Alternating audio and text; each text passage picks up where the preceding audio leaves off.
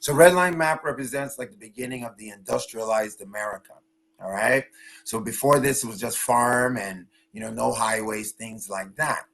The highways and all the things that redlining brought is really kind of what this climate change started, because that's when the large use of roads and cars was done all across America. All right. And redlining really primarily identified indigenous African American communities. You'll hear that word a lot today, the indigenous African American.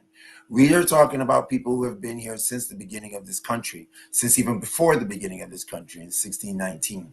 And that heritage of indigenous African American communities at the time these redline maps were drawn were spread far and wide. I know we hear of Black Wall Street, but that was just one of many communities that have spawned up after construction, despite all the Jim Crow all across America. They were strong cultural hubs of indigenous African Americans.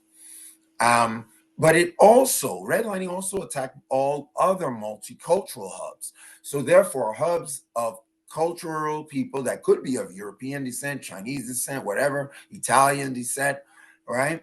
And they just had a lot of people, they just had Black people there too, So these are people who are allies. A lot of the allies also were targeted.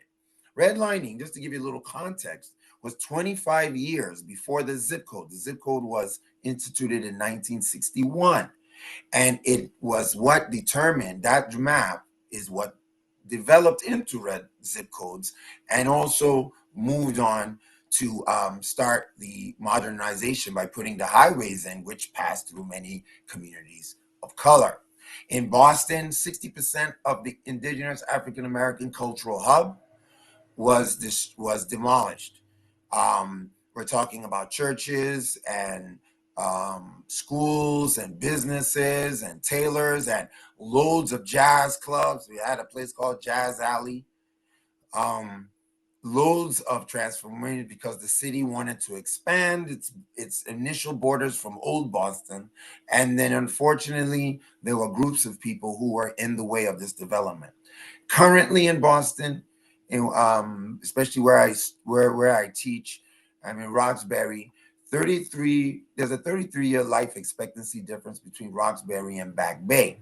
Back Bay is the more affluent part of the city. 33 years. That means that if these people were born on the same day and the person in Back Bay, which is the person that lives in a good area, if that person died today, all right, with a 33 life expectancy, that would have been 90? That would have been 1990, when a whole lifetime ago.